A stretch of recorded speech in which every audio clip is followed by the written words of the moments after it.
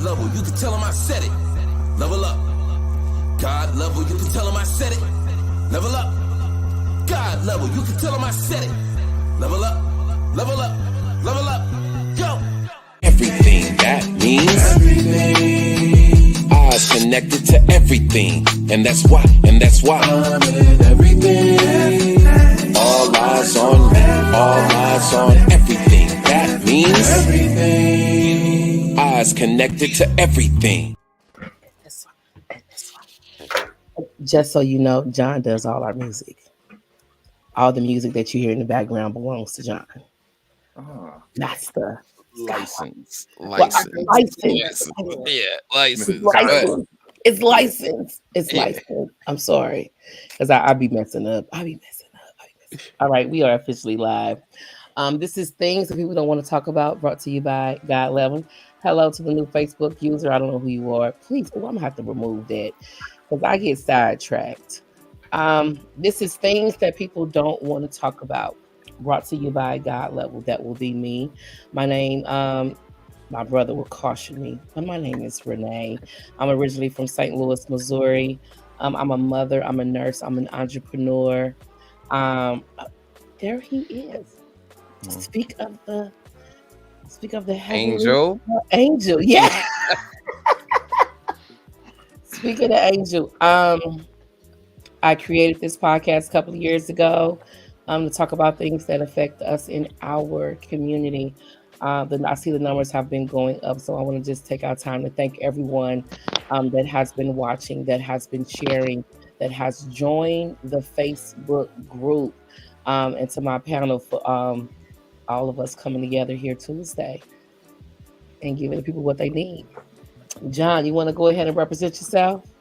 John Skywalker, the Sly Talker here, lyricist, spoken word artist, martial artist, personal trainer, lover of life, student of psychology, and I'm a father who has 5 hip-hop albums streaming on all major music platforms now.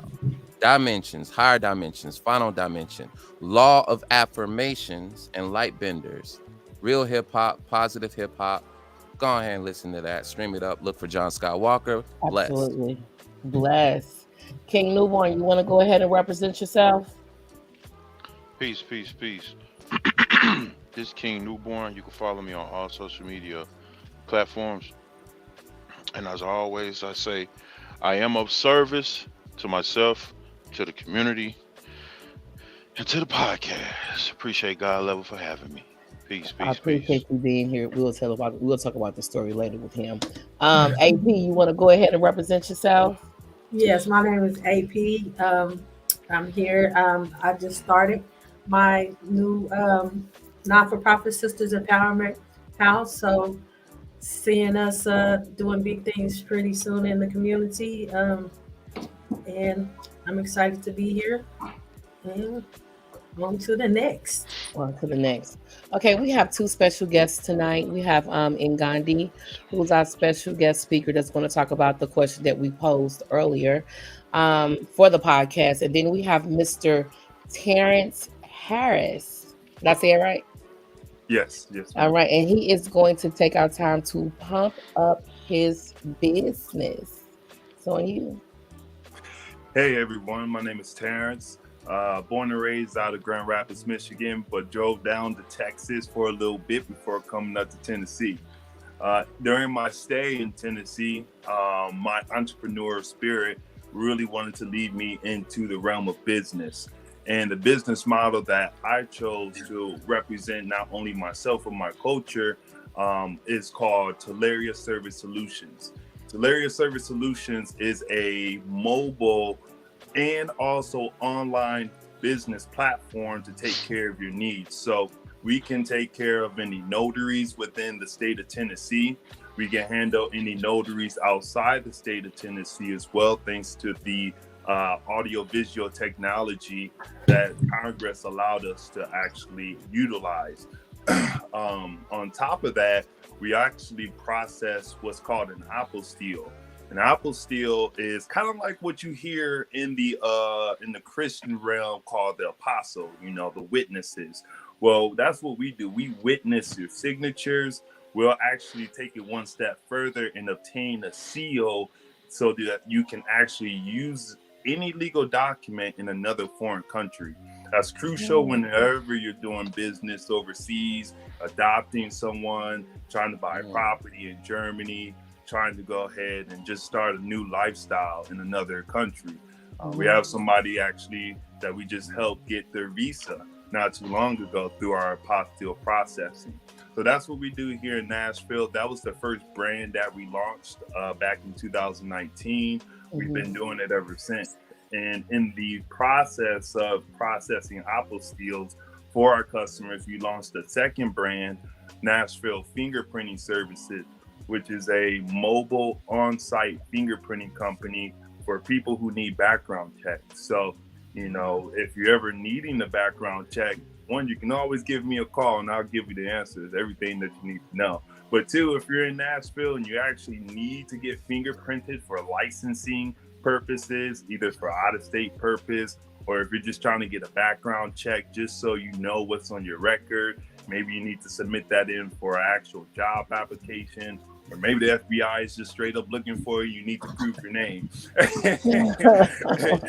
Either way, Nashville Fingerprinting Services is a brand that we launched to actually help facilitate that need on a mobile and more consistent or convenient basis. So between the three services, we've been able to service Nashville and outside of Nashville city limits, Michigan, Texas, Georgia, California. We're actually starting to go nationwide with our services through one customer that's located in Portugal. So the business model that we have used and continue to build and work on has been a fantastic business model. It's something that I never really thought I would actually bump into, but based upon what my teachers and my principals said that I need to be a lawyer or an attorney, apparently I like to argue a lot. So I went and followed that gut choice of mine and decided to go into this mobile model. So yeah, Nashville Apostille Services is a brand that is Black owned, started by yours truly, with the fire and also just the want to give back to my people. On top of doing apostilles and fingerprinting, I take my notary license very seriously. Whenever I'm talking to other people of color, they don't have to be as dark as I am, but any type of shade of, even some people who are not privileged for that, I try to tell them, because we're all American citizens, you need to know the law, you need to know how to utilize a notary. There's some amazing benefits that come with having a notary on your side, as well as a notary that can get stuff done, and also stand on character as well too. There are some shady ones out there. So our brand and our mission is to utilize the economic reform that we have now and to actually push a social movement and upgrade and evolve our culture. You know, the law is used against us in a lot of different particular ways. Why not have somebody that's on the inside making money and kick you some game too? That's what we do. There you go. That's what's up. Yeah. Salute. Thank you, brother, for coming on, Mr. Harris. Like John was telling you in the beginning, you do have the option to stay behind and be our special guest for the duration of the show, if time allows. Indeed. I got training at 9 p.m., but I'll stick along for as long as I can. Oh, absolutely. All right. Let's go ahead and get into it. Our question this week was, what is the difference between spirituality and religion, and what does that mean to you? The moment we started talking about spirituality, I head up Ngandi. Can I introduce myself? Yes, ma'am. Please. She's getting excited. That's what that is. I am. No, I don't know if I was introduced. I don't think I was in the beginning. And that's okay, go ahead. Well, my name is Ngandi Tafara Abihede, and that was changed over 40 years ago. I also go by Seven Hathors Nagare, and also Long Shay or Long She. Mm. I am a registered nurse of this year, be 47 years this year. And I love people and I love myself. So this is one of the reasons why I'm here, because Renee asked me to come on and to talk about this thing called religion and spirituality. So, should I begin? Please. Okay, The well, floor is yours. someone, wasn't there a question that you, somebody asked a question, or there was a question that you asked me not to say anything about in the beginning? No, I said, well, hold off on what you're going to say, because once you get started, Well, yeah, but I mean, what was that? I don't. Nope, we're going to just start from the beginning. Go ahead. Okay, well, well, I was raised Baptist. I left the Baptist church when I was 31 years old. So that's been over 40 years ago. As far as religion is concerned, I was I don't know if I would call myself very religious, but I was very spiritual. And so I've always been interested in, from a child, reading the Bible. And I decided, I think at 9 years old, that I was going to go upstairs in the attic and start reading the Bible from front to cover. Okay. I mean, to the end. To the end. And Okay. I think that the first issue that I had was in Genesis, when I read 26 through 28, and I think 26, first chapter, Okay. 26 through 28. And I think that I read something, 26 said, let us create God in our image, us in our. Then when we got to 27, it said that he created God in his image. And then, of course, in my mind, I'm thinking, well, what happened to the us? Apparently there was others involved, and then all of a sudden that disappeared. But of course, being a child, not being able to process all of that, I just kept reading. And then I got to the part where they said that a rib was taken and from a male, and a woman was created.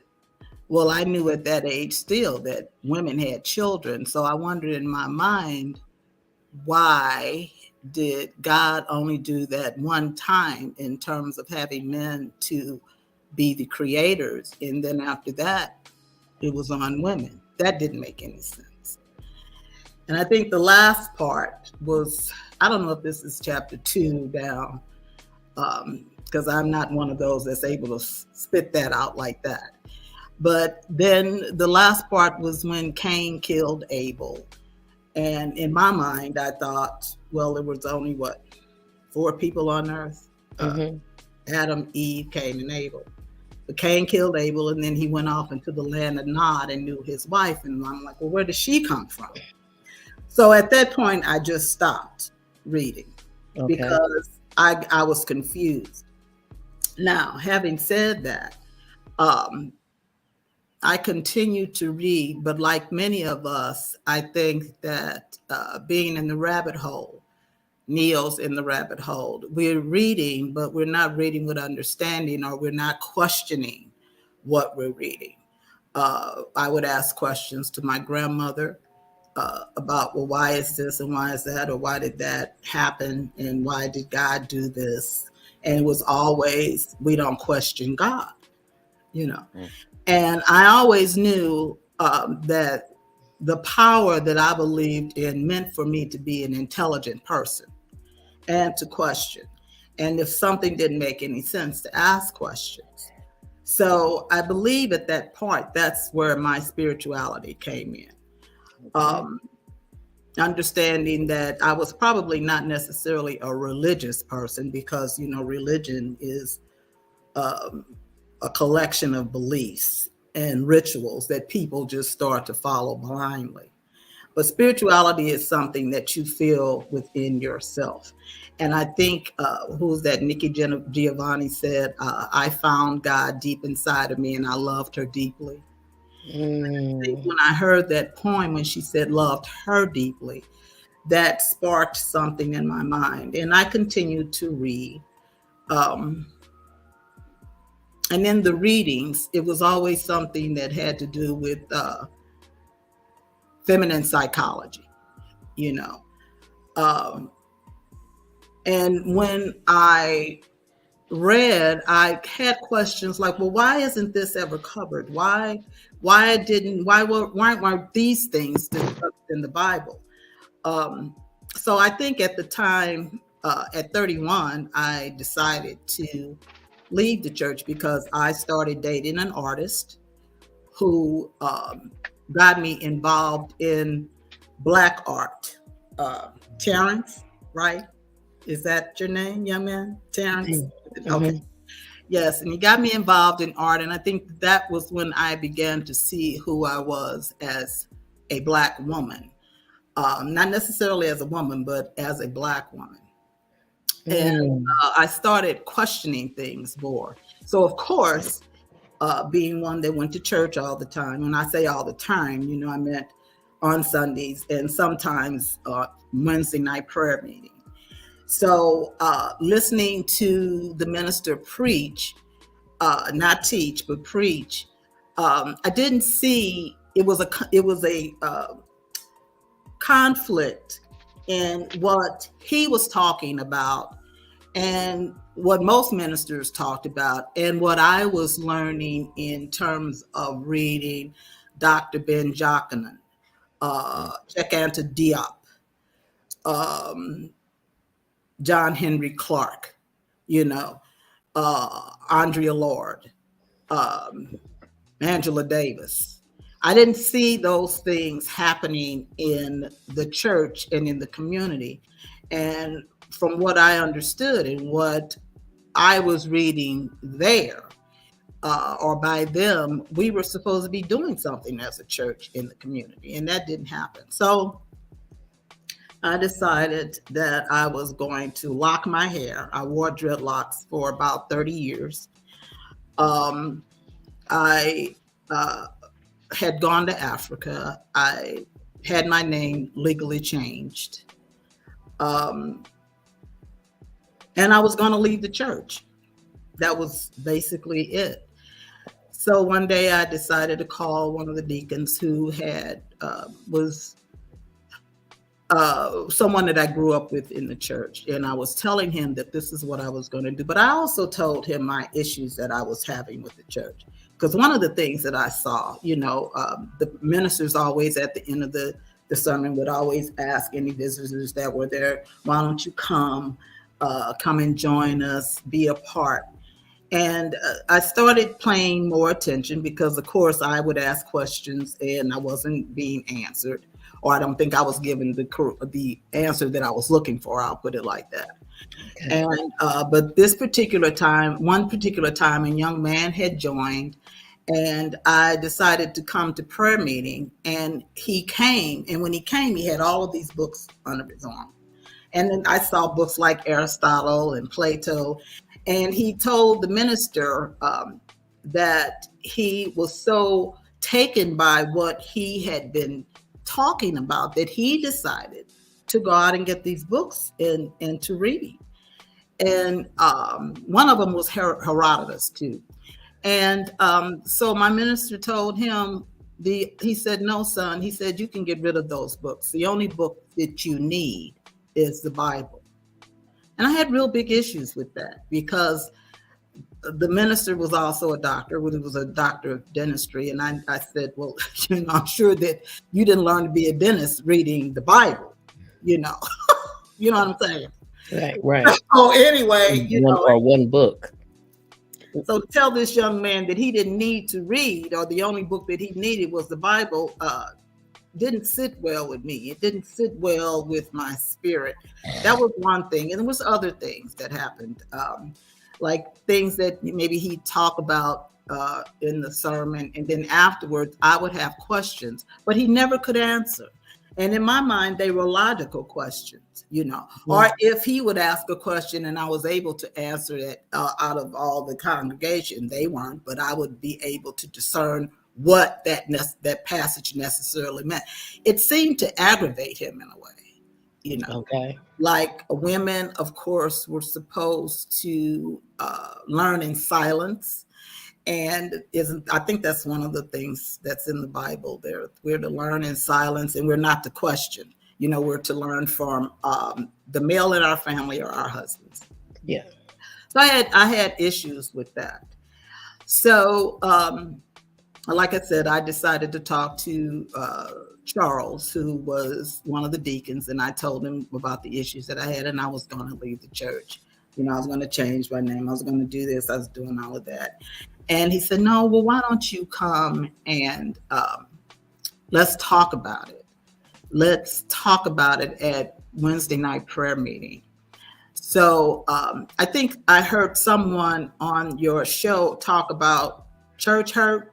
Was that a term that I heard someone use? Yeah. Was that you, AP? Church Mhm. hurt? Yeah.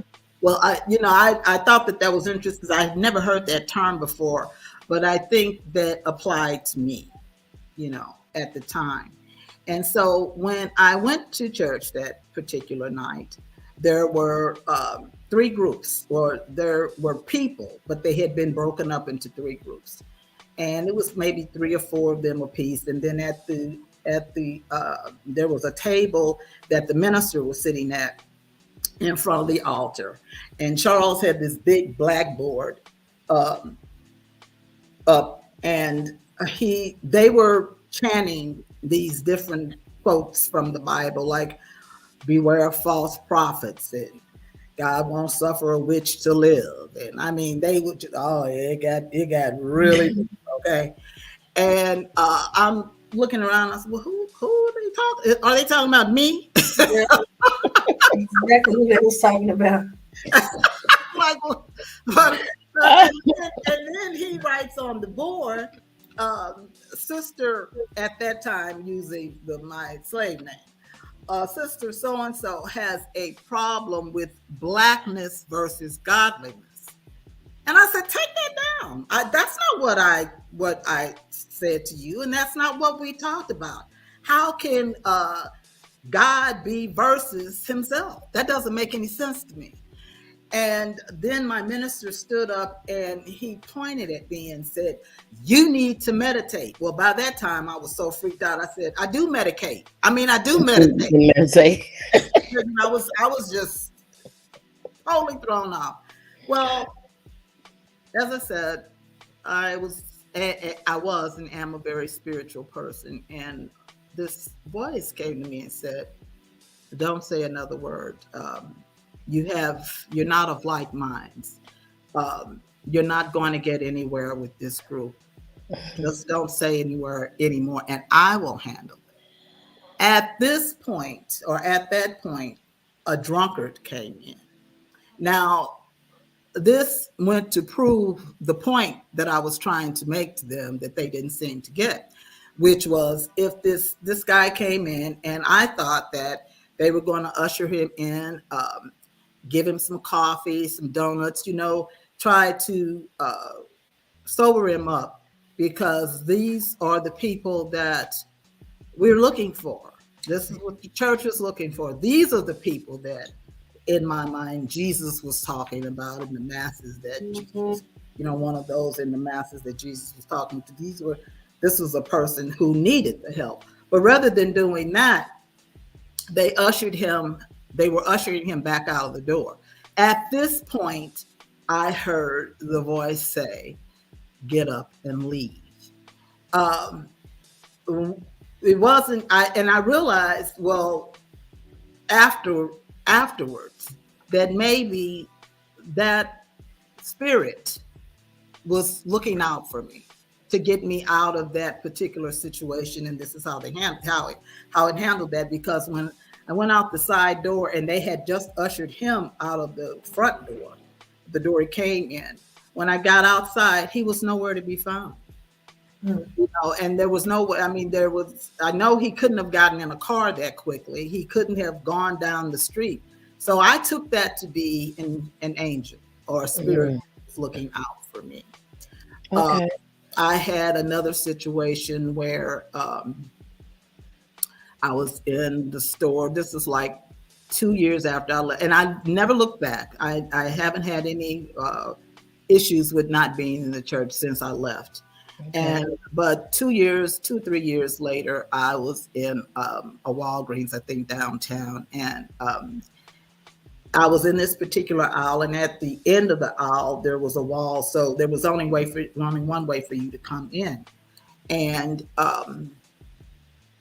I was getting something because you couldn't get out at the other end because of the wall, and so I was getting something off of I was picking up something, and all of a sudden this little lady, black lady, was standing there in front of me, and I was like, well, where did she come from? And she said hello. She said, I just want you to know, she said, my name is Ollie Griffin.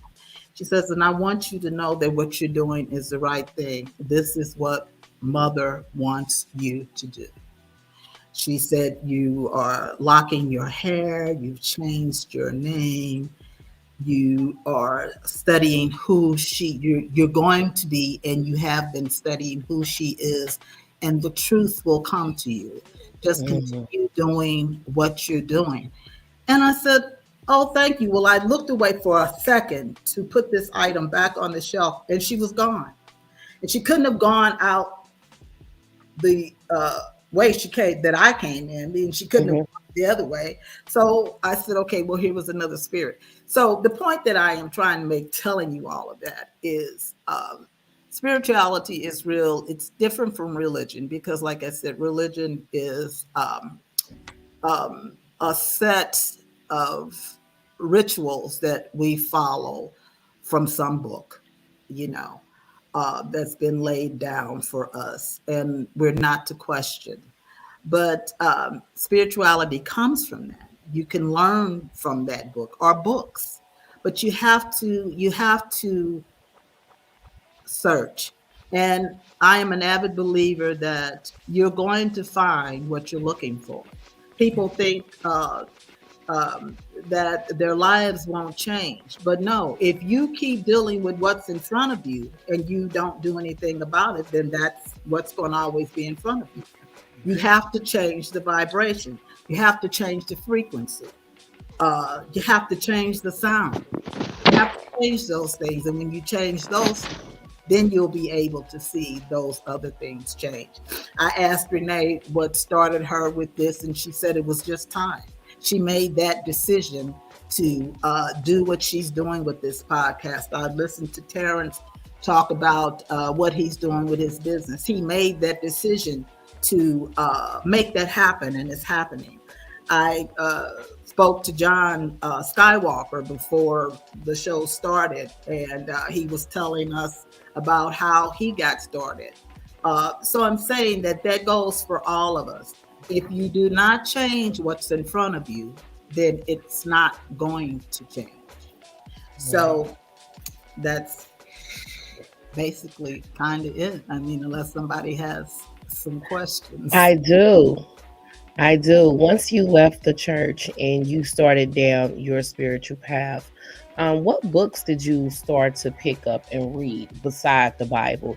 Because I know when we had our conversation on Saturday, you were telling me that the Bible is actually about Black people. Can you expound on that? Yeah, well, when I was reading the Bible, I said, I saw the words Ethiopia and Egypt. And I knew Ethiopia was in Africa, and I knew Egypt was in Africa. So I realized that they were talking about Black people. So that book had to be about Black people. Okay. The problem is that what they've done is taken out parts of the book, like the Apocrypha, like the Book of Enoch, the Book of Wisdom. There are many books that they've taken out.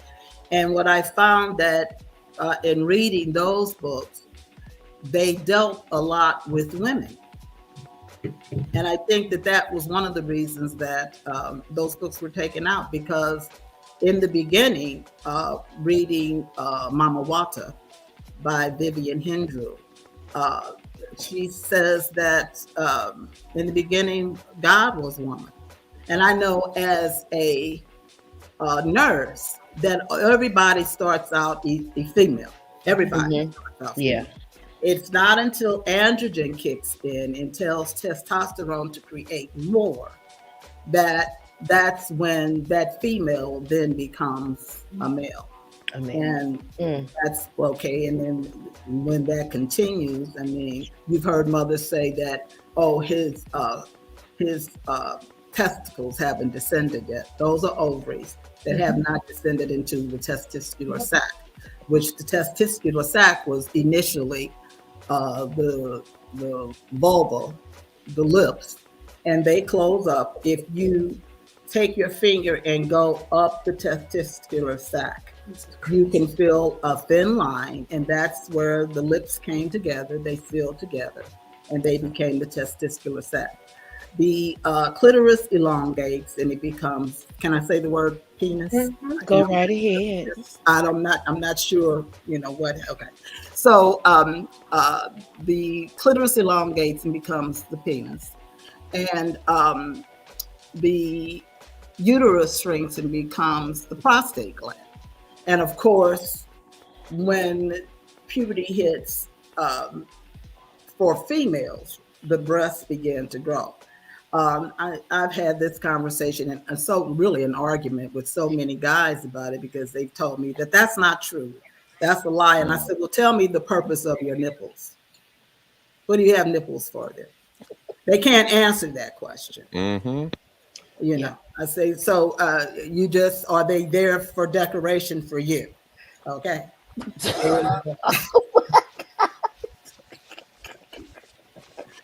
I mean,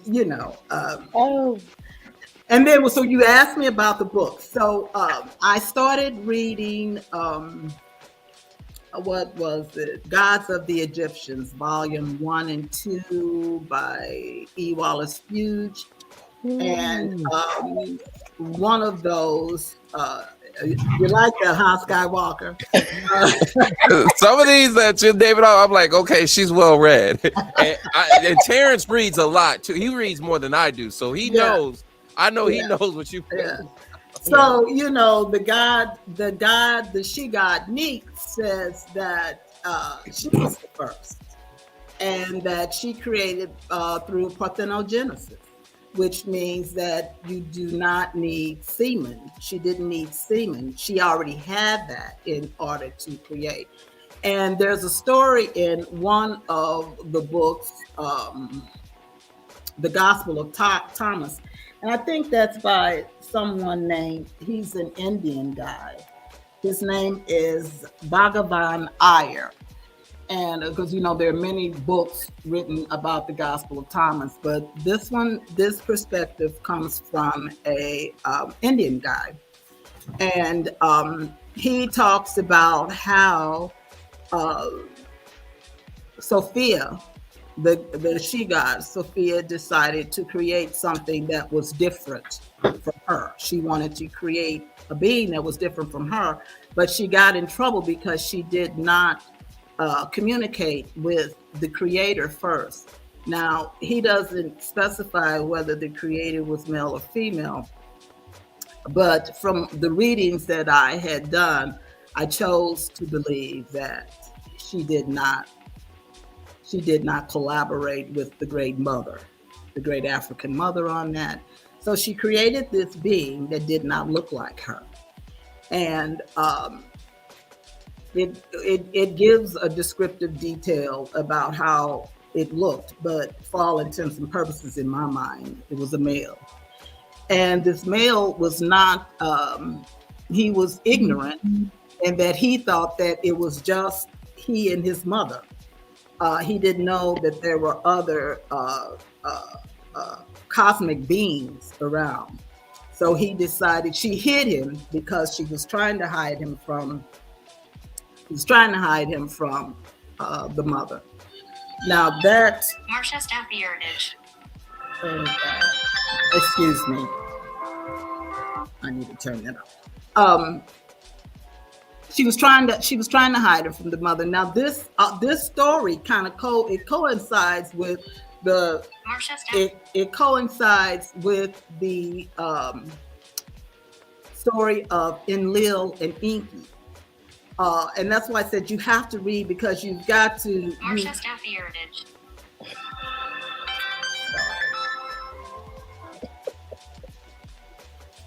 I'm sorry. It's okay. Go ahead. It coincides with the Sumerian story of Marsha Staffy Heritage. This sounds like an emergency. Okay, go ahead. It's the job. It's the job. Oh. It coincides with the Sumerian story of Enki and Enlil.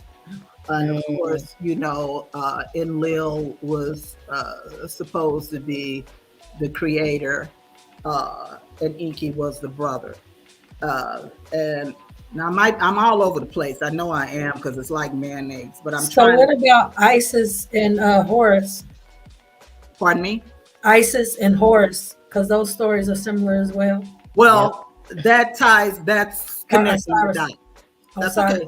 That's okay. Don't worry about it. Because when I speak about Enlil and Enki is really Anuki, and Anuki is Isis. Oh. Okay. So, yeah, okay. Let me get my paper, because I write down this stuff, these books and that. Oh, let me get my other tablet. Go ahead. Yeah. So, because when you stop me, my brain, it's okay. Keep going. Anyway,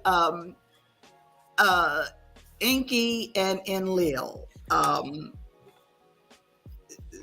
Enki, they talk about the Garden of Eden, and the Garden of Eden was supposedly created by Enki and Enlil, and it also goes back to chapter 26 of the first chapter of the Bible, when it says, "Let us create God in our image." And then it goes to the next verse that says He created God in His image. So they're talking about Enlil, but the us was really Enlil and Enki, not Enlil and Anuki, not Enlil and Enki, or Enlil and Isis, because Genesis is really the gene of Isis. That's what that means, the gene of Isis. So that's what you're reading. But of course, they've taken this out and taken it out. Now, I've been dealing with this for 40 years. It also caused me to go back to school and get a master's in women's studies, which dealt with anthropology, psychology, and sociology. So in doing that, I came across a lot of books, but I also found out, going to various libraries and universities, that there were books that I was looking for that I could not get, because they only allowed those that had PhDs in a certain area to get the books. So I had to have friends that were in other countries, like Sweden, to get the books for me and send them here. Because those restrictions did not apply there. So, when you ask that question about books, there's so many books, and I've read many, I just do a lot of reading. I remember going to the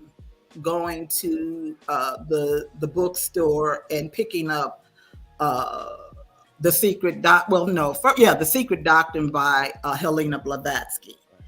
And when I opened it up, I thought, oh my God. Then it was only it was the set was $5. And I opened it up and I didn't understand a word this woman was saying. I said, well, no wonder this book only costs $5. What the hell is she talking about? However, as I continued on my studies, I think I went back maybe 2 or 3 years later, and something told me to pick the book up again.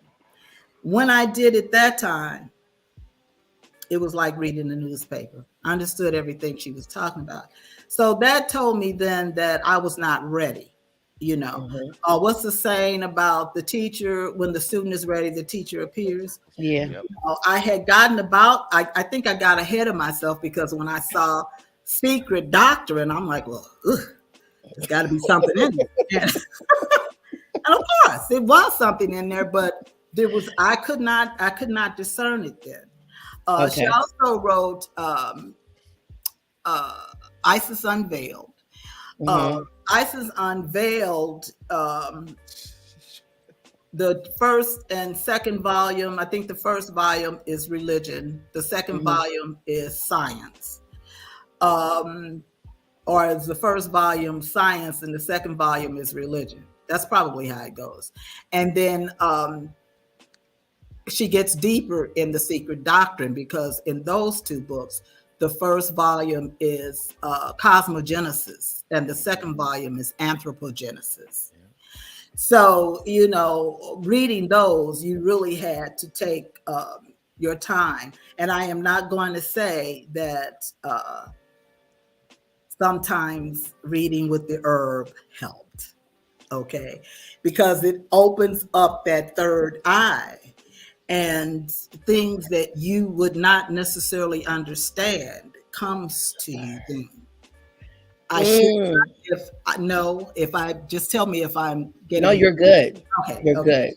I don't want to know. So anyway, when you asked the question, AP, about what about Isis and Ra, that was really Anuki creating her son Ra when in the Sumerian tablets, they were Black people as well. They talk about Eden, of course. That was really a lab that they created, that she actually, Anuki, or Isis, or Ishtar, or Hathor, or any of her names, because she's called the goddess of 10,000 names. You can call her any name, you know. This is where she took a part of a gene and she placed it inside herself. Of course, the serpent is one of her animals, and she placed it inside of herself, and then she created. Excuse me, Marcia. I'm going to have to call you back. I'm on a radio show right now. I have to call you back, dear. Don't you work tonight? No, I'm off tonight. Remember? You said you told me the 27th. No, and I gave you the date again. I said to the 20th. I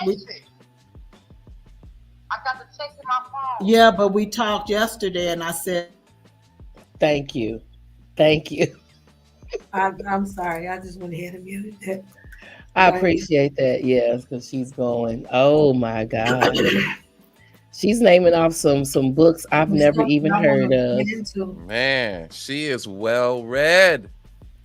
Woo! First off, Secret Doctrine. That just Google it real quick. That book is thick, yo. And then the way that it's worded, the way that it's worded, man, it takes a while. The Secret Doctrine. Wait, hold on for a minute. Go ahead. Is she done? Oh, it's actually 3 books because the Secret Doctrine, the third book of the Secret Doctrine is occultism. That's the third book. Now, for people who have an issue with that word, occult simply means hidden. Yeah. All religions are cults. Mm-hmm. All of them. Mm-hmm. So for the Christians out there who think that I'm speaking blasphemous, that's fine. But when I was growing up, there were 2 books that you had in your library and or in your house, and that was the Bible and a dictionary. Yeah, those were the 2 books that you had. So it was mandatory that we learned when we were learning things that you learned from the book, and from with a dictionary. The other thing too is I'm a collector of dictionaries, because I had found that what they do over periods of time, they take out words and insert words. Because I remember as a kid, my uncle, who's a surgeon, used to say, we couldn't say ain't in our house. Ain't wasn't a word. He would always say ain't isn't a word. It's not in the dictionary. At that time, it was not in the dictionary. It is in the Came up dictionary. during that time. Well, not that, but during it, I think that changed like in the 90s. Yeah. But yeah. It wasn't in the dictionary. So that's why it's important for us to use when we're studying dictionaries and not this Wikipedia stuff that they have, because that belongs to them, and they're going to change things as they see fit, you know. Yeah. So there, you know, I mean, there's so many books. There's so many out there for you to read, but the one I want to comment on too is Hebrews the Negroes. That Jay, I don't know if you've heard of Dalton, the guy that wrote that book. Well, last year when all this stuff came up with Ye and Kyrie Irving. Mm-hmm. Remember, and Kyrie, all he did was just put a documentary. Yeah, he just put the documentary up. He didn't say look at it. He didn't comment on it at all. He just posted it on. It's like we all do. You see a video or a book or something, and you may not comment on it. You just put it up there. And he got all of this flack for doing that. And was labeled anti-Semitic. And I remember his saying, I could never be anti-Semitic as long as I know who I am. And I'm like, brother, why don't you just tell him that you are a Semitic person? Right. Because the word, if we're, you know, let's get away from the word anti-Semitic. Then what does the word Semitic mean? It means of Afro-Asiatic descent. So if you are an African, you are a Semitic person. There is no way that the Ashkenazis could possibly be the chosen people. And in fact, on one of my on my Facebook page, I posted something from the video because I looked at the movie, because he had it in two parts, and it took me all week to look at the movie. And I remember I was taking pictures of various excerpts from the movie. I mean, for me to have in my library, and I posted it. And they admit that they were not the chosen people. They said that they have stolen the information, and that was the greatest coup that they had pulled off, was to lie and have Black people thinking that they were the chosen and that we were the whatever they say we are. And that's a lie, you know. So unless you are doing the research for yourself, like last night I was telling Renee that I got into this disagreement with this young man who was on, I think it was Instagram. I believe so. And he said that the heart wasn't a pump, that the lungs were a pump, and that we he called me Mrs. Thomasina, you know, like Uncle Tom, Mrs. Aunt Thomasina or something like that. Oh yeah, AP, that's what he called me. And he said that I had learned in the school of lies, and that the lungs actually pump the blood to the heart, and that they were the pump, and that the heart, I don't know what he said the heart was. But so I said, no, that's not the case, you know. And after he called me Uncle Thomasina or whatever, he said, and you learned in the wrong school or whatever. I said, no, actually I learned by being when I was in school. Yes, participating in an operation and actually seeing the heart pumping blood to the various organs of the body. And so, you know, it was that kind of argument. But I don't deny that science has its issues, and that they're not always being honest with us about Mm-hmm. particular situations, like the vaccine. That was a joke.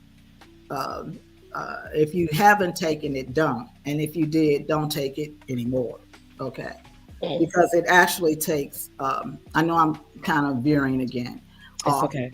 But it takes 5 years for them to actually do the studies to actually know if a vaccine is going to work. And that was not the case. And so now you've had all of these people who were dying, and they were dying because they got the shot, because of blood clots. And it couldn't be proven at that time. This is for entertainment purposes only. Yeah, don't say. I was gonna say, don't say that. Yeah. That's why I said. Yeah. Sorry. That's okay. Let me know. Okay, back to the books. So you have to. You have to study. You have to listen to that voice within you, telling you the books that you really need to be pulling out. The books you need to be pulling out and what you need to be reading, and it's not easy. It takes a lot of time. But like you said, AP, you get your notes and you write and you make the connections and you connect the dots. That's what you do, and that's what I do, and that's what I continue to do. Because what I have found is that they don't want you to know the truth. These brothers, even Ronald Dalton, who wrote Hebrews to Negroes, he still doesn't talk about the godmother, the African godmother. So what is the problem with that? Why is it that we do not want that to be known? Now, granted, I can see the issues that we have right now with our youth and some of our young entertainers, and I say that for me, it's probably generational. I'm older, but when I look at the people like Cardi B, what's her name, Sexy Red, and what is this tune she's got out called Pound Town, and you got little kids that are 2 and 3 years old, that are little girls that are dancing to this, What are they doing listening to that kind of trash? Right. I mean, so I can see why if the proposition was put out there that the Black woman was God, who would want that as a God? It's their representation as a God. Yep. Yeah. Who would want that? And steers them away quickly to have any belief in us. Exactly. So, the problem is that we, the Black women don't know who they are. We don't know who we are, and that's why we continue to do the things that we're doing. But the Black man has to take responsibility in that too, because he has, what did they used to say? If you don't want a Black person or a Black man to know something, put it in a book. Put it in a book. Put it in a book. He's not going to read it, And this has been an ongoing argument that I have had with so many guys that I know. Guys my age, guys younger than me, I just say consider the possibilities. Just consider the possibilities. Considerations. There it is. Can I interject, please? Yes, Yes. Just to add on to what you're saying, I mean, I 100% agree. And just on the topic of spirituality versus religion, in regards to even why people think the way that they do, because they're so rooted in a particular mindset that has a strict, rigid system that you have to believe in. And no matter how many times you tell, some of these black men aren't going to understand who God really is, because they're too far worshiping themselves to see who the great mother is. And that is the issue that we have at large. And that's the story about Yaldabaoth saying, there is no God before me. Huh? What you mean? You come from beings that are cosmic and cannot die. So we got to reshape what we really think we know, because you are on point. Actually, you need to get, not reshape it, bro. You need to get rid of it and just start from square one. Deprogramming. I don't mean to interrupt you. Go ahead, but yeah. No, just 100%. I'm kind of familiar with the story of Sophia. I've studied Gnosticism as well too, and some of those documents have enlightened me to the real God that is really in control of things.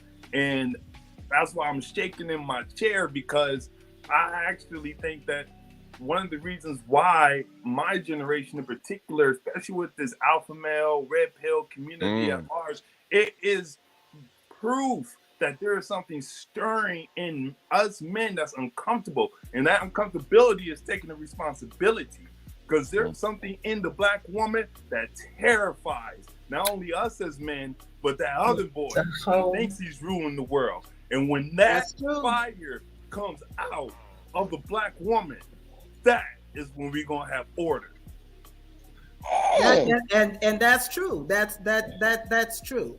You know, they have suppressed it so much that they don't want that to come out. So it's so much they have suppressed it and made us feel as if we are not worthy or not able or not capable. The most disrespected of any person is a black woman. Yeah.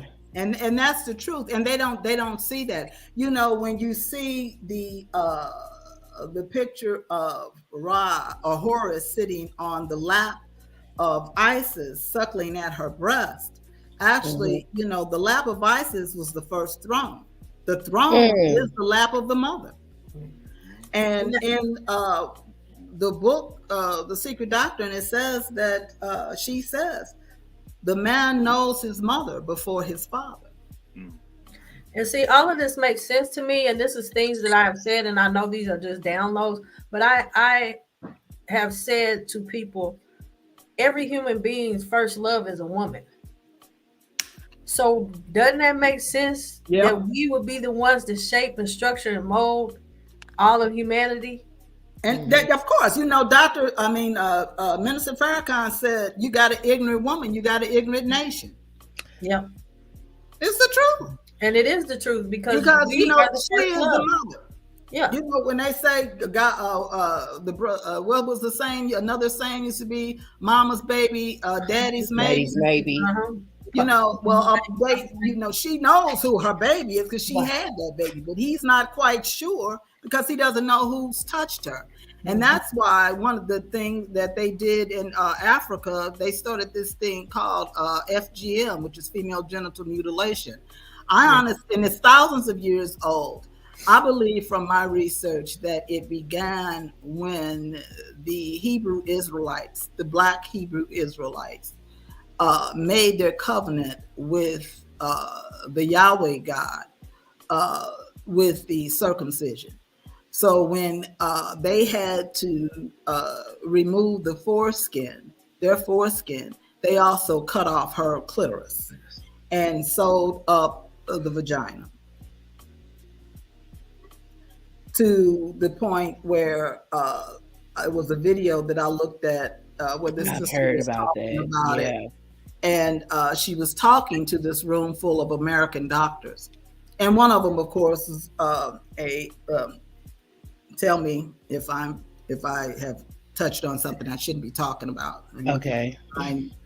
But he said, well, why are we getting involved in that? Because that's their culture and that's their religion. They should do what they do, you know, and this is supposed to be a rite of passage for women.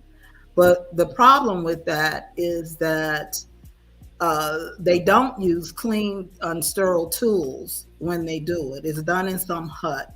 and they showed pictures. Alice, I think it was Alice Walker who did a video and the book about it, and it's called Warrior Marks. And they showed pictures of the instruments that they use, old rusty instruments. So these girls either got infections from the rusted instruments or they bled to death.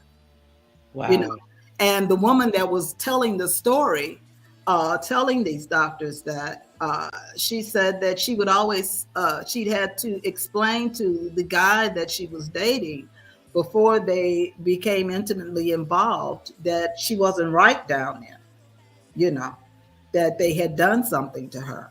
And there was one girl, and then they showed a picture of this little girl where they were holding her down, and she was crying, screaming for her father to come and save her from that, because thinking that he would come and save her, you know, not knowing that that's part of the culture, and that if she did not have it done, she would be ostracized from the community. She could not get a husband because it's required. It's required. And this is an age-old thing. So again, here, again, in my mind, this is what they were doing to eradicate and eliminate the great African mother. When you read Jeremiah 44, I think it's, if you look at verses 10 all the way down, but it might be chapter 17, where the men are saying, they start off talking about when Jeremiah is trying to convince them that they need to start worshiping the Yahweh God, and that if they didn't, these horrible things were going to happen to them. And they said that it wasn't them, it was actually their wives that was doing this. But the women said that when they poured libations to the Queen of Heaven,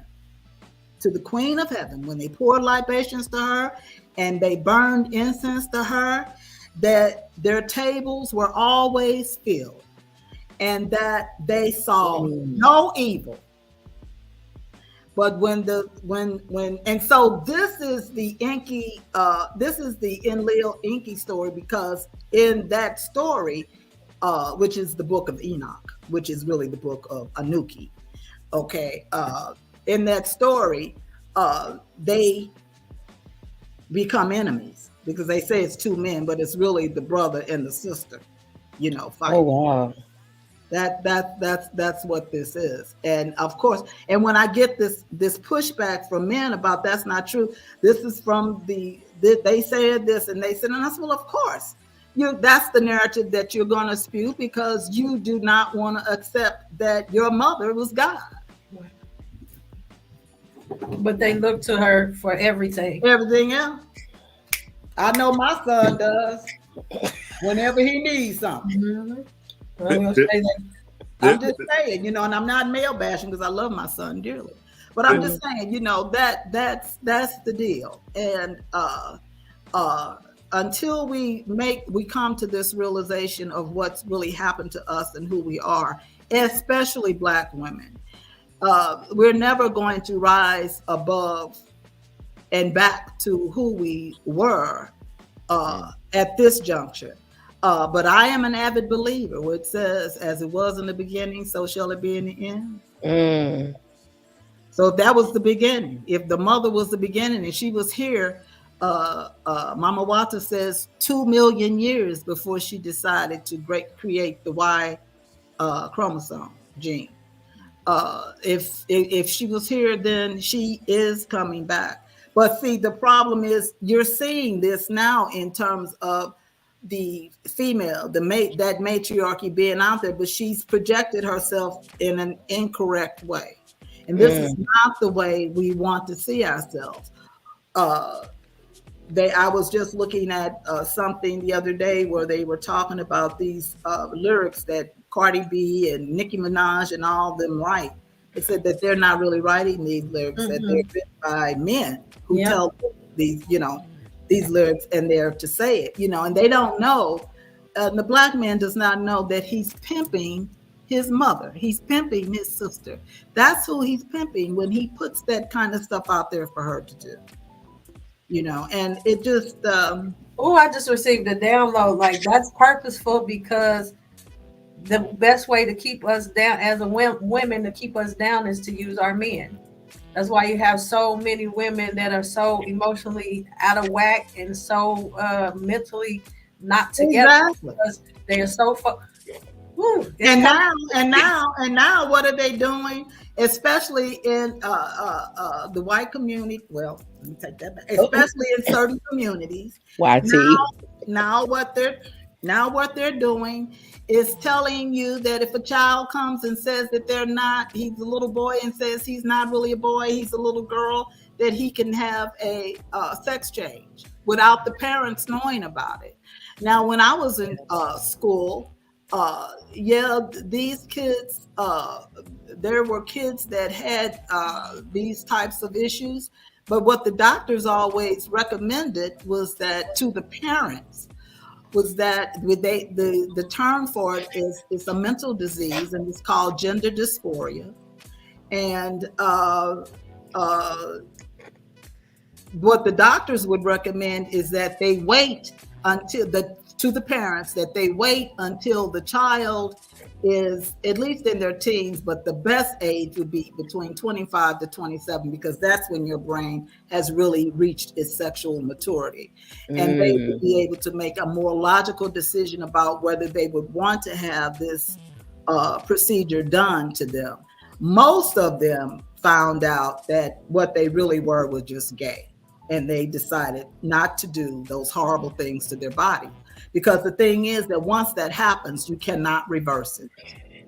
It cannot be reversed. No. So then you have these men that have had that done, talking about they had a period. There's no way that they can have a period.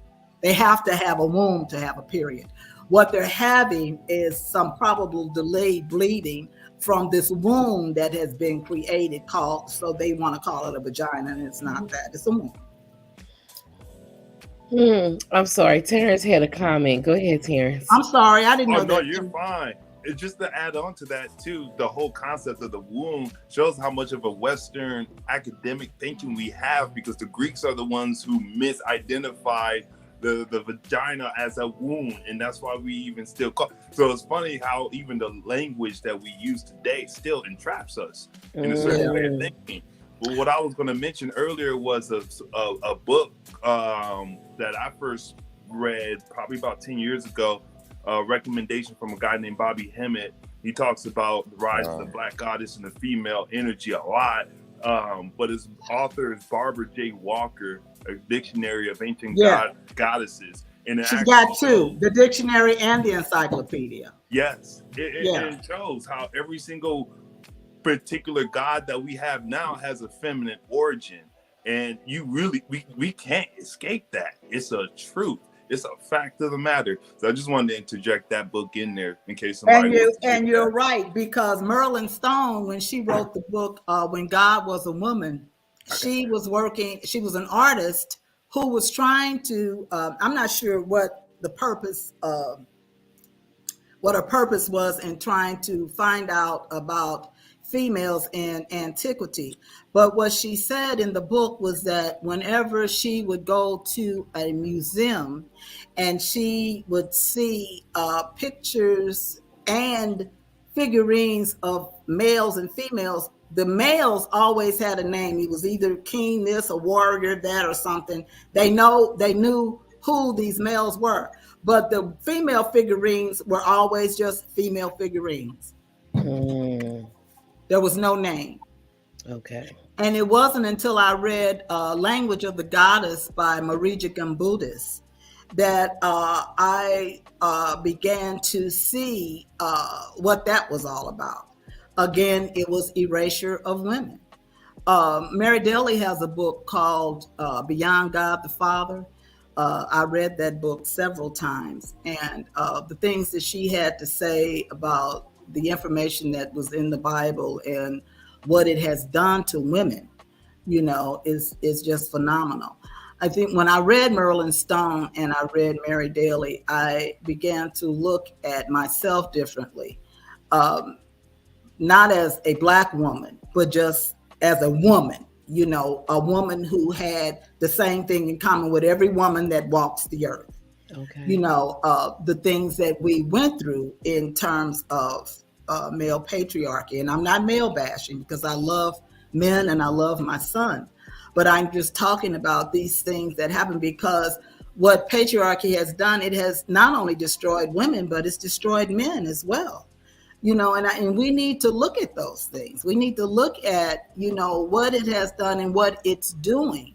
And in order to do that, we've got to read and educate ourselves about what happened then, because people want to say, well, that happened in the past and you need to just leave that alone. We need to be moving forward. Well, how do you know where you're going if you don't know where you came from? Yep. What about the Sibyls? I've been hearing the Sibyls about that, and I've been kind of interested in that, just knowing that all the stuff, I guess all the information that's in today's religion has actually been stolen from them. I could be wrong. This is the Sibylline Oracles. That book is a book that was written by, I can't think of the guy's name, but it was written back in the 1800s. But he admits that in the book that it's been plagiarized, and they've taken out a lot of things, but the Sibyls are African. They're not African. If I told Renee when we talked earlier to look at this book called Agora. Was that the name of movie? Agora, yeah. Wife about she's depicting Hypatia. Hypatia was a Black woman who was an astronomer and a philosopher, and they murdered her. Christian men murdered her because she was not trying to get on the story of the day. This was during a time when, again, they were erasing the Great Mother. And at this point, they were Christianity was moving in, and the worship of the gods was being moved out. Yeah. And Hypatia wasn't interested in any of that. She just was studying her astronomy and doing her philosophy and all that, but they murdered her. They cut her body up into I don't know how many pieces, and she was a Black woman. But of course, they depict her as a white woman, but she was a Sibyl as well. In fact, AP, as I said, all of these women were Sibyls. The original Vatican, the original seat was the seat of the Sibyls. And they took that over. In fact, every cathedral in Europe is built over a Sibyl temple. So is this during Constantine time when he came in? It's before Constantine. Before that? Okay. It's been, like I said, this didn't just happen overnight. It was happening over thousands and thousands and thousands of years, where they were erasing who she was. But surely. Yeah, they were putting the Sibyls in slavery. She was taken everywhere. And then it was at one point, there was when the land was just one land mass, because Africa was just not the continent that we know it now. It encompassed India, it encompassed Asia, it encompassed all of that. And because there was no Red Sea before, you had the breakup of the land masses. It was just one land mass. That's why you're able to see the correlation between all of the pyramids looking the same, because at that time when there was one land mass, that information was being spread. And then the interesting thing too, when you read these different books and you read the different religions that sprung out of the culture, you will see that all of those cultures worshipped a mother, all of them. In fact, the Sphinx is actually a she. No, I've heard that. I haven't read. The Sphinx is too. the difficulty is going to always be in proving it, you know. But that's why you've got to get these books. And again, that is why they have made it difficult for you to obtain the books when you go to these different or these various colleges, because they have that information locked up and they don't want you to have access to it. So you have to do what you have to do in order to get what you got to get to read this stuff, you know. And it's amazing. Go ahead. If I can interject just one moment as well too, and just know that a lot of in my research, a good amount of the wiping out of the Great Mother took place in Egypt as well too. A lot of it came with the high priest trying to consolidate their power and ultimately rise against the Pharaoh, because the Pharaoh itself is more like a governor who sits on the throne of Isis. So who are they really trying to take over? And when you see about the parallels of ancient Egypt and who they were fighting, I personally think that we start entering into the realm of the stories of Atlantis and how a lot of the feminine energy that controlled the planet was centered around that culture. And of course, we got from Atlantis and then Egypt. It kind of makes the connection, especially when you start peering into Akhenaten and even how his body was almost like a womanly body. The culture that he's changed in Egypt, culture kind of scared the high priest. What were they trying to fight against? No, well, you got to remember that the Egyptians, if you read by Drusilla Dundee, those wonderful Ethiopians, she's saying that the Ethiopians say that they are the mother and fathers of Egypt. It started and that's why I say when you have that one landmass, you know, when you look back and you look at the Vedas, you know, the Bhagavad Gita, they talk about the Great Mother, you know, and then look at how they look. They look like Ethiopians. And look at how the Ethiopians look. I'm not the Ethiopians, the Egyptians look. If you look at the original Egyptians. Now, what I found out when I looked at that video that Dalton put out, they did. Some people were doing a traveling to Ethiopia. To Egypt, and they talked to the original Egyptians who were Black. And they said that you will never see pictures of them, which is true, being projected in the media, because the Arabs don't want the world to believe or know that the original Egyptians were Black people.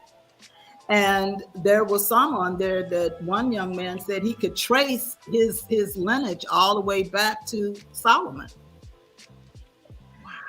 Yeah, you know. So and so when I was looking at the video also, I said, well, praise Dalton for doing this work, because it was scholarly work, but still, he left all of that out. He left out the mother. And my thing was, okay, well, let me use this information to figure out where did she originally come from? And it took me to Ethiopia. But then I found out that the Sumerians were older than the Egyptians. So, and then I found out that they were also Black people. And then I connected those dots with, like I said, the Enlil Enki story, you know. And then, of course, reading through the Bible, you have to piece all the stuff together. But a lot of things started to make sense as well. And then when you read, there are certain sections that, you know, they talk about God said, I'm going to give you land if you do this, you know, telling the Hebrew Israelites this stuff, you know, and you go and kill up these people in this particular land. But you can have the women who have not known men.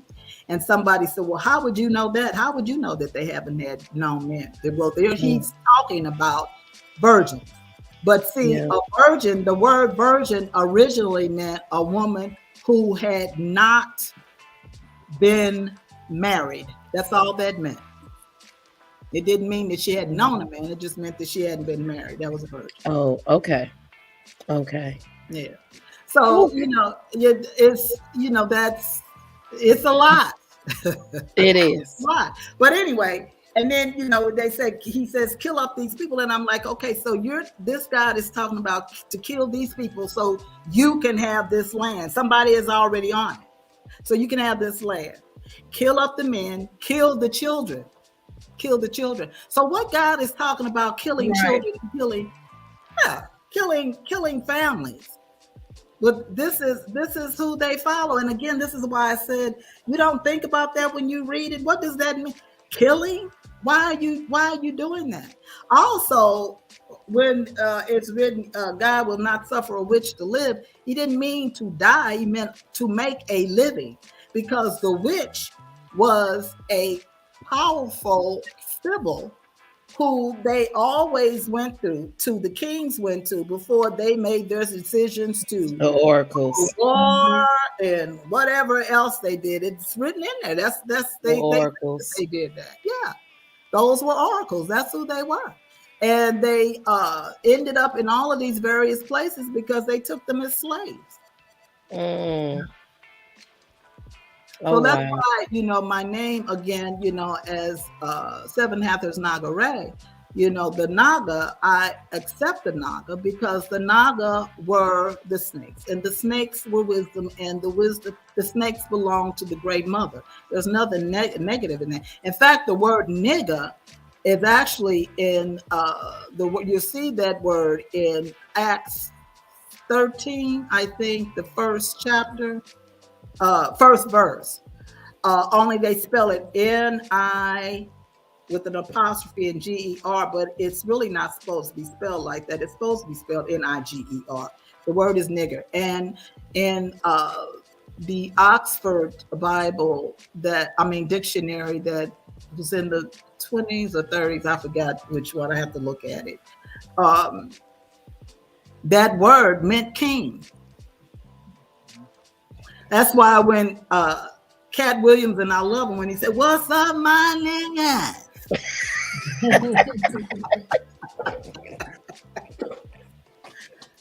The boy has studied. He knows what that means. And we got issues with it, but they've taken so many of our words and symbols, like you talked about, Terrence, in Barbara G. Walker's I don't know if it's her encyclopedia or the dictionary. The swastika belongs to the great African mother. That's her symbol, which Hitler took. And when you look at the word Ashkenazi, look at how that's spelled at the end. Nazi, it's Nazi. He was a Nazi. Yeah. I mean, he was a Jewish. And they took that word too. Yeah. I mean, so you have to read between the lines. Read when they say something, what was it that they didn't say? When you read something, what is it that they're not saying? That's the way you have to look at it and connect the dots. I looked up that chair in the Vatican. It is absolutely gorgeous. And it looked like the sun could be just sitting just right there. That is beautiful. And if you saw it closer, you will see where another chair is under that. That's the chair that the Pope sits in, but the larger chair belongs to the Great Mother. And then again, why is it that those popes are praying to a black Madonna and child? Yeah. What's that about? Yeah. The Russians don't have any, they got it all over Russia. They don't have any problem with that. But see, when you go to Washington, when you look at all of those buildings, look at those buildings and look at the architecture of the buildings. What are you seeing when you look at that architect? That's nothing but Africa. That's what you're saying. Oh, wow. Yeah. Yeah. Oh, my God. So I want to thank you for coming on. Do y'all have any questions for Ms. Ngandi before? Because we're coming up on 123 right now. Do y'all have any questions for her? AP, Terrence, Master, King Newborn. There's a question down at the bottom. Is it? 813 man called. What? You see at the bottom? I don't know. I don't see it.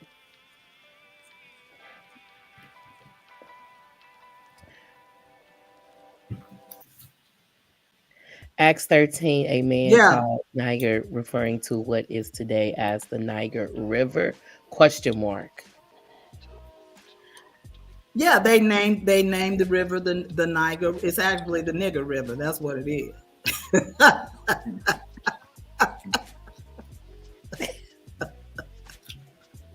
And so it's the River of Kings, I guess. If that's the Oh, translation. I don't know that. I Okay. can't tell you, I don't know that, but I know that the original word referred to kings. Yeah. Mhm. Nigus. Yeah. Not, and it's pronounced Nigus. Or You Nagus. you know it's pronounced Negus. Negus, Negus, Nagas, Nagas, Nigger.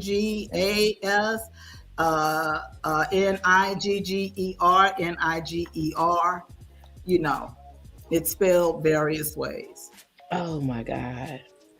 I don't know how to end this because we're coming up on, we got 5 minutes left. Ngandi, I want to thank you. I enjoyed being here. Everything happens for a reason. You was on almost a year ago today, and you are back. And tonight, you was just on fire. I'm gonna have to go back and listen to all of this over again. Terrence, I want to thank you. You seem very excited to be here. I'm glad to have met you, everybody. Yes. AP Master.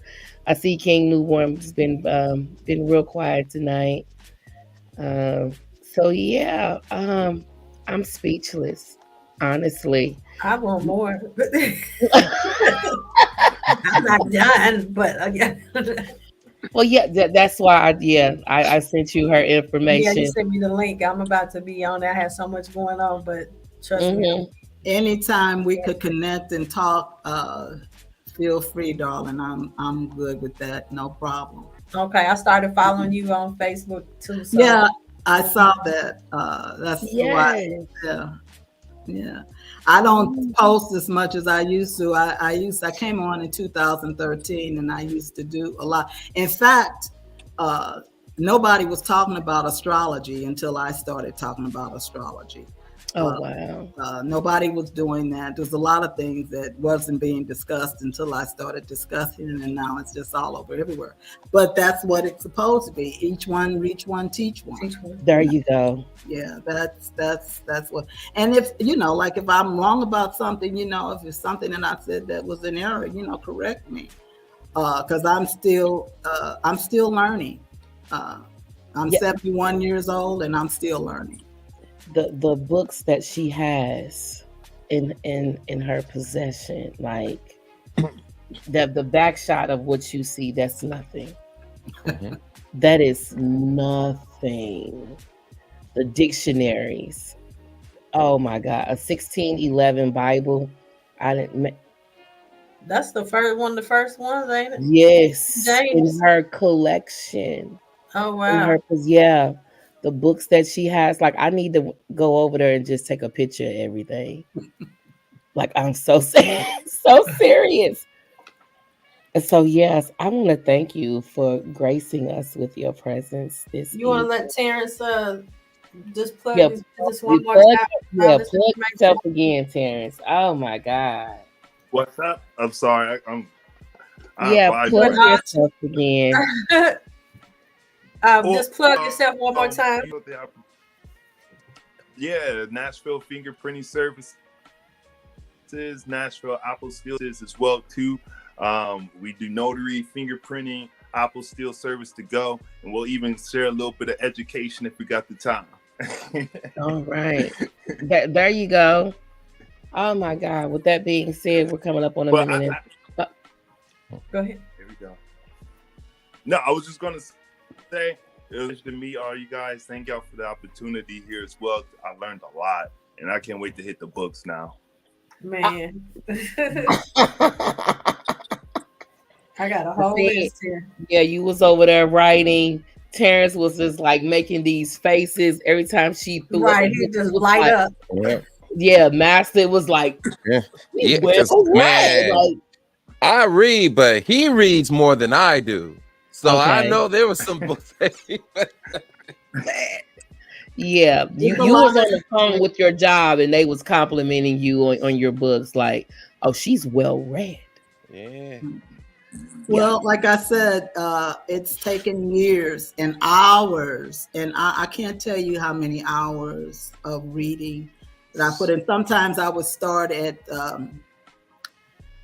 3 o'clock in the afternoon, and I would look up, and it's 6 o'clock in the morning. You know, Wow. it's a lot of reading. You know, and I was just going through my Blavatsky, and I said, "Oh my!" Because I have conversations with my books. I write all in the on the pages, under the paragraphs, you know, in the margins. And when I looked at it, I said, "Oh my God, have I read all of this?" You know, I couldn't remember all of it. I said, "Oh, well, I did read that," and I go back and I look at the notes because that's important. And it's also important to make notes because it lets you know where your mind is at that time. You know, what you were thinking at the time. And when you go back and look at it again, and you see that you've grown since then and something else may have happened, you know, that you didn't know about, that you can piggyback off on that information, you know. And the thing about when I study, books are everywhere. They're all on the floor. You know, I'm picking up all over her bed. They're on the bed. They're everywhere. You know, they're just everywhere because one book leads me to another book, which leads me to another book, that leads me to another book. You know, References, references section. Yeah. That's how it is. I mean, that's the deal. So thank you so much for having me. I hope maybe one time I can come back again. Oh, definitely. Yeah. Definitely. It was a treat. It really was. All right, don't go anywhere. This is God Level from Things People Don't Want to Talk About. I want to thank everyone for jumping in on tonight's live. I want to thank our special guest, Ngandi. I want to thank Terrence Howard for pumping up his business, AP for being here, King Newborn, and Master John Skywalker. We will see you all back here next week for current events. John, you got me? Salute.